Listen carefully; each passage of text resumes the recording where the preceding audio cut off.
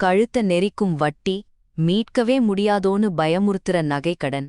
உங்க நகை வங்கியில தூங்கும்போது நீங்க தூக்கமில்லாம தவிக்கிறீங்களா? இப்போ இந்த வீடியோவை பாத்துக்கிட்டு இருக்கிற உங்களுக்கு என்ன கடன் இருக்கு? நகைக்கடனா, பர்சனல் லோனா? எவ்வளவு கடன் இருக்கு? மாசம் எவ்வளவு ரூபாய வெறும் வட்டியா மட்டுமே கட்டிக்கிட்டு இருக்கீங்கன்னு மறக்காம கீழே கமெண்ட் பண்ணுங்க. கவலைய விடுங்க. அடுத்த 12 மாசத்துல உங்க மொத்த நகையையும் வட்டி சுமையே இல்லாம எப்படி மீட்க போறோங்கிற அந்த 12 மாத ஸ்மார்ட் ஃபார்முலாவத்தான் இந்த வீடியோவுல பார்க்க போறோம். இது நம்ம கீர்த்தனா, ஒரு சராசரி நடுத்தர குடும்பத்து இல்லத்தரசி. கணவர் செந்தில் சம்பாதிக்கிற தொகைய வச்சு குடும்பத்தை ரொம்ப அழகா கொண்டு போயிட்டு இருக்கிறவ. ஆனா அவங்க மனசுல ரொம்ப நாளா ஒரு முள் குத்திக்கிட்டே இருக்கு. அது வேற எதுவும் இல்ல, 10 சவரன் நகைய அடமானம் வச்சு வாங்கின 5 லட்சம் ரூபாய் நகைக்கடன் தான். ஒரு நாள் நைட்டு செந்தில் ரொம்ப சோர்வா வந்து உட்கார்றார். அப்போது கீர்த்தனா கேக்குறா, என்னங்க, இந்த மாசமும் வட்டி மட்டும்தான் கட்டுறோமா? அசல் கொஞ்சம் கூட குறையலையா? அந்த 10 சவரனும் எப்போதான் திரும்ப வரும்?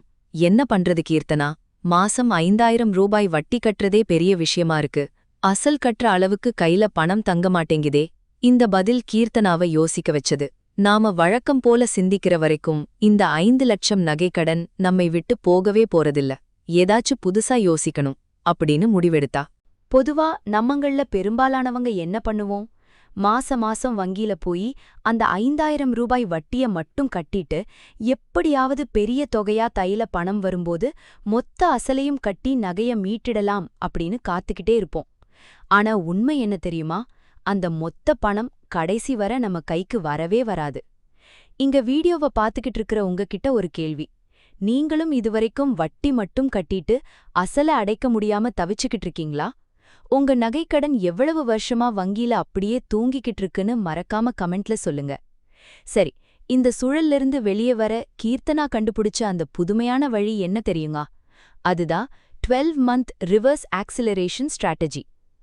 10 சவரன் நகைய அடமானம் வச்சு வாங்கின அந்த 5 லட்சம் ரூபாய் நகைக்கடனை ஒரே பெரிய மலையா பார்க்காம 12 மாசத்துக்கு சமமா பிரிச்சா, அதாவது மாசம் 41,667 ரூபாய் அசல் தொகையா கட்டணும்னு முடிவு கண்ணா. வங்கிகள்ல நம்ம அசல் தொகைய குறைக்க குறைக்க அவங்க போடுற வட்டி தொகையும் மாசம் குறைஞ்சுக்கிட்டே வரும். Reducing balance method. இதோட வட்டியையும் சேர்த்து அவ எப்படி ஒவ்வொரு மாசமும் வட்டி சுமைய குறைச்சு பணத்தை மிச்சப்படுத்தினான்னு விரிவா பாருங்க. 1வது மாதம் அசல் தொகை 41,667 பிளஸ் 1% வட்டி 5000 ரூபாய். மொத்த கட்டணம் 46,667. இப்போ மீதி அசல் 4,58,333 ரூபாயா குறைஞ்சிடுச்சு. 2வது மாதம் அசல் 41,667 பிளஸ் குறைந்த அசலுக்கான வட்டி 4,583 ரூபாய். மொத்த கட்டணம் 46,250 ரூபாய். பாத்தீங்களா, ஒரே மாசத்துல வட்டியில 417 ரூபாய் குறைஞ்சிருக்கு. 3வது மாதம் அசல் 41,667 பிளஸ் வட்டி 4,167 ரூபாய். மொத்த கட்டணம் 45,834 ரூபாய். 6வது மாதம் பாதி வழி. அசல் 41,667 பிளஸ் வட்டி பாதியாக குறைந்து 2,917 ரூபாய். மொத்த கட்டணம் 44,584 ரூபாய். 12வது மாதம் கடைசி கட்டம். அசல் 41,663 ரூபாய் பிளஸ் வட்டி வெறும் 417 ரூபாய். மொத்த கட்டணம் 42,080 ரூபாய் மட்டுமே. பழைய வழியில நாம நடந்திருந்தா 12 மாசத்துல வெறும் வட்டியா மட்டுமே 60,000 ரூபாய் விரயமாகியிருக்கும். ஆனா கடன் அப்படியே 5 லட்சமா நிக்கும். ஆனா கீர்த்தனாவோட இந்த புது முறையில அவ 12 மாசத்துல செலுத்திய மொத்த வட்டி வெறும் 32,500 ரூபாய் தான். யோசிச்சு பாருங்க, ஒரே வருஷத்துல 27,500 ரூபாய் வட்டி மிச்சம். அது மட்டுமில்லாம 12வது மாத முடிவுல அந்த 5 லட்சம் நகைக்கடனும் முழுசா அடைக்கப்பட்டு பூஜ்யமாயிடுச்சு. என்ன நண்பர்களே, இந்த 12 மாத கணக்கு பார்க்கும்போது உங்களுக்குள்ளேயும் ஒரு தெளிவும் நம்பிக்கையும் வருதுதானே? ஆனா 12 மாசத்துல கடனை முடிக்கிறதுங்கிறது வாயினால சொல்ற அளவுக்கு அவ்வளவு லேசில்லைங்க. ஒரு நடுத்தர குடும்பத்துல மாசம் சராசரியா 44,000 ரூபாய அசல் பிளஸ் வட்டியா மட்டுமே ஒதுக்குறதுங்கிறது மிகப்பெரிய சவால். இங்க வீடியோவை பார்த்துக்கிட்டு இருக்கிற உங்ககிட்டயும் கேக்குறேன். மாசம் மாசம் குடும்ப செலவு, பள்ளி ஃபீஸு, கரண்ட் பில்லுன்னு ஓடிக்கிட்டு இருக்கிற சூழல்ல உங்களால கடனுக்காக மட்டுமே மாசம் 40,000 ரூபாய் மேல ஒதுக்க முடியுமா? அல்லது உங்க குடும்பத்துல கூடுதல் வருமானத்துக்காக நீங்க என்ன வழிகளை பயன்படுத்துறீங்கன்னு கமெண்ட்ல பகிர்ந்துக்கோங்க. ஒரு நாள் ராத்திரி அலமாரியில காலியா கிடந்த அந்த நகை பெட்டிய மெதுவா தொட்டு பார்த்த கீர்த்தனாவுக்கு மனசெல்லாம் கனத்து போச்சு. உடனே கணவர் செந்தில் கிட்ட போய் ரொம்ப உருக்கமா பேசத் தொடங்கினா. என்னங்க, நம்ம பொம்பளைங்களுக்கு நகைங்கிறது வெறும் தங்கம் இல்லைங்க. அது நம்ம குடும்பத்தோட கௌரவம், ஆபாத் பாந்தவன். நமக்கு ஒரு கஷ்டம்னு வந்து நின்னப்போ நம்ம காப்பாத்துன அந்த 10 சவரன் நகைய இப்போ வங்கியில அடமானத்துல பூட்டி வச்சுட்டு நாம எப்படிங்க நிம்மதியா தூங்க முடியும்? இப்போ நாம தான் அதுக்காக போராடி அதை மீட்கணும். கொஞ்ச நாளைக்கே நம்ம சின்ன சின்ன ஆசைகளையும் ஆடம்பர செலவுகளையும் கட்டுப்படுத்தினாதான் நம்ம கைவிட்டு போன நகை திரும்ப நம்ம கைக்கு வரும். இந்த வார்த்தைகள் செந்திலின் மனச ஆழமா தொட்டது. 2 பேரும் சேர்ந்து யோசிச்சு உடனே 2 முக்கிய தீர்மானங்களை எடுத்தாங்க. 1. திட்டமிட்ட சிக்கனம், ஸ்ட்ரிக்ட் பட்ஜெட்டிங். தேவையற்ற ஆன்லைன் ஷாப்பிங், அடிக்கடி ஹோட்டலில் சாப்பிடுவது, வார இறுதி சினிமா மற்றும் ஆடம்பர பயணங்கள் எல்லாத்துக்கும் முற்றுப்புள்ளி வச்சாங்க. சமையலறை செலவிலிருந்து வீட்டு செலவு வரைக்கும் பார்த்து பார்த்து பண்ணி மாசத்துக்கு 5,000 ரூபாய் முதல் 7,000 ரூபாய் வர அத்தியாவசிய செலவுகள்ல மட்டுமே மிச்சப்படுத்தினாங்க. 2. கூடுதல் வருமானம், side hustle or part time income. வெறும் மிச்சப்படுத்துற பணம் மட்டுமே பத்தாதுன்னு உணர்ந்தாங்க. செந்தில் ஆபீஸ் முடிஞ்சதும் மாலை நேரங்கள்ல 2 மணி நேரம் லேப்டாப் மூலம் பகுதி நேர ஃப்ரீலான்ஸ் வேலையில இறங்குனா. கீர்த்தனாவும் சும்மா இருக்காம வீட்ல இருந்தபடியே சோஷியல் மீடியா மூலமா சிறு தொழில் தொடங்கி ஆன்லைன் ஆர்டர்களை எடுத்து பேக் பண்ண ஆரம்பிச்சா. 2 பேரோட உழைப்பும் சேர்ந்து மாசத்துக்கு கூடுதலா 15,000 ரூபாய் முதல் 20,000 ரூபாய் வர புதிய வருமானத்தை உருவாக்கி கொடுத்தது. பாத்தீங்களா, செலவை குறைக்கணும், வருமானத்தை பெருக்கணுங்கிற இந்த 2 சக்கரம் சரியா சுழல ஆரம்பிச்சதும் அந்த 44,000 ரூபாய் பெரிய சுமையா தெரியவே இல்ல.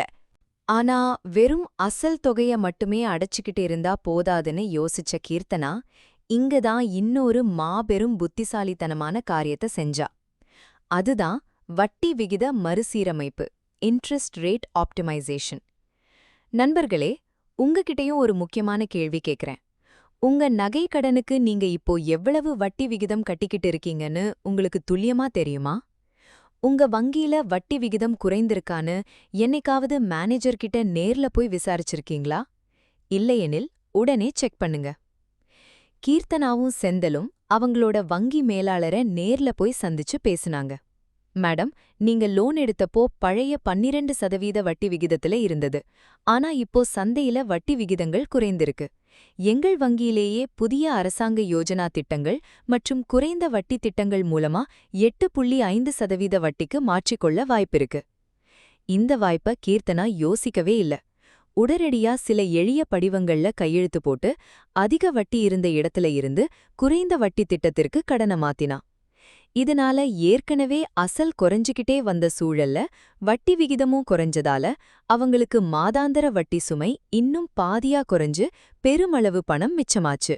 12வது மாசம் பிறந்தது. அதே வங்கி, அதே கேஷ் கவுண்டர்.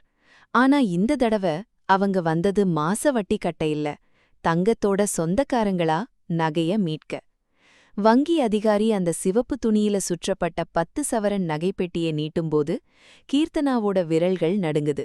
அவ கண்கள்ல ஆனந்த கண்ணீர் துளிர்க்கிறது. இப்போ திரையில தெரியிற இந்த துல்லியமான ஒப்பீட்டு அட்டவணைய நல்லா கவனிச்சு பாருங்க. பழைய முறை 12 மாசத்துல வெறும் வட்டியா மட்டுமே 60,000 ரூபாய் பணத்தை கட்டியிருப்போம். ஆனா அசல் 5 லட்சம் ரூபாய் அப்படியே நின்றிருக்கும். கடன் முடியவே முடியாது. கீர்த்தனாவின் 12 மாத திட்டம். அவங்க செலுத்திய மொத்த அசல் தொகை 5 லட்சம் ரூபாய். இதோட சேர்த்து 12 மாசத்துக்கும் அவங்க செலுத்திய மொத்த வட்டி தொகை வெறும் 32,500 ரூபாய் தான். அவங்க மொத்தமாகவே வங்கிக்கு கட்டிய தொகை 5,32,500 ரூபாய் மட்டுமே. இதன் மூலமா வட்டியில் மட்டும் 27,500 ரூபாய் துல்லியமாக மிச்சமானது. வெறும் 27,500 ரூபாய் பணத்தை சேமிச்சது மட்டுமில்லாம மாசம் மாசம் வட்டி கட்டணுமேனு தலைக்கு மேல தொங்கிக்கிட்டு இருந்த அந்த வாழ்நாள் மன உளைச்சலும் பயமும் ஒரே வருஷத்துல ஒட்டுமொத்தமா முடிவுக்கு வந்தது. வங்கியோட பெரிய கதவை தாண்டி வாசல விட்டு வெளியே வரும்போது கையில இருந்த நகைப்பெட்டிய பார்த்துட்டு செந்தில் ரொம்ப ஆச்சரியமா கேட்டார். கீர்த்தனா, 10 சவரன் நகைய அடமானம் வச்சு வாங்குன 5 லட்சம் ரூபாய் நகை கடன மாசம் 5000 ரூபாய் வட்டி மட்டும் கட்டி திணறின நாம ஒரே வருஷத்துல அசல் வட்டி சேர்த்து மொத்தமா 5,32,500 ரூபாய் கட்டி முடிச்சு நம்ம 10 சவரன் நகையையும் கைக்கு மீட்போம்னு நான் கனவுல கூட நினைக்கவே இல்லடி. கடன்கிறது ஒரு பெரிய மலை மாதிரிதாங்க. அத ஒரே அடியா யாராலையும் உடைக்க முடியாது. ஆனா சரியான திட்டமிடுதலோட தினமும் சின்ன சின்ன சுத்தியல் அடியா அடிச்சோன்னா வெறும் 12 மாசத்துல அந்த மலையையே தரைமட்டமாக்கி நம்ம நகைய நம்ம கைக்கு மீட்டிடலாம். பாத்தீங்களா நண்பர்களே, நம்ம தலைக்கு மேல இருக்கிற பெரிய நகைக்கடனை அடைச்சு நகைய மீட்கிறதுக்கு நமக்கு பெரிய லாட்டரி சீட்டோ அல்லது திடீர்னு கிடைக்கிற பெரிய சம்பள உயர்வோ எதுவுமே தேவையில்ல. நம்ம கீர்த்தனா மாதிரியான ஒரு தெளிவான திட்டமிடுதலும் கண்டிப்பா நகைய மீட்டே தீருவேங்கிற மன உறுதியும் சின்ன சின்ன தொடர் முயற்சிகளுமே போதும். வெறும் 12 மாசத்துல 27,500 ரூபாய் வட்டிய மிச்சப்படுத்தி வங்கியில அடமானத்துல இருக்கிற உங்க சொந்த 10 சவரன் நகையையும் உங்க கைகளுக்கே முழுமையா மீட்க முடியும். இப்போ வீடியோவின் இறுதி பகுதிக்கு வந்திருக்கோம். கடைசியா உங்ககிட்ட ஒரு கேள்வி. இந்த 12 மாத ரிவர்ஸ் ஃபார்முலாவை வச்சு இன்னையிலிருந்து உங்க நகைக்கடனை அடைக்க நீங்க திட்டமிட போறீங்களா? உங்க நகைக்கடனை மீட்க போற அந்த முதலடி என்னவா இருக்க போகுதுன்னு கீழே இருக்கிற கமெண்ட் பாக்ஸ்ல மறக்காம டைப் பண்ணுங்க.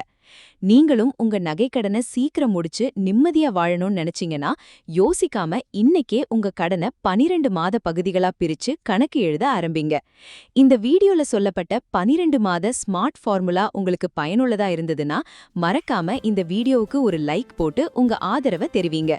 உங்க நண்பர்கள், உறவினர்கள் அல்லது சொந்தங்கள் யாராவது நகைக்கடன் வட்டியை கட்ட முடியாம மன உளைச்சல்ல இருந்தா அவங்களுக்கு இந்த வீடியோவை உடனே ஷேர் பண்ணி உதவுங்க. அவங்களும் அவங்க நகையை மீட்க ஒரு வழி கிடைக்கும்.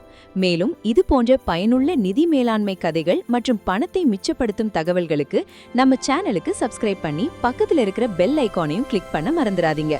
மீண்டும் அடுத்த ஒரு அருமையான பயனுள்ள வீடியோவில் சந்திப்போம். நன்றி, வணக்கம்.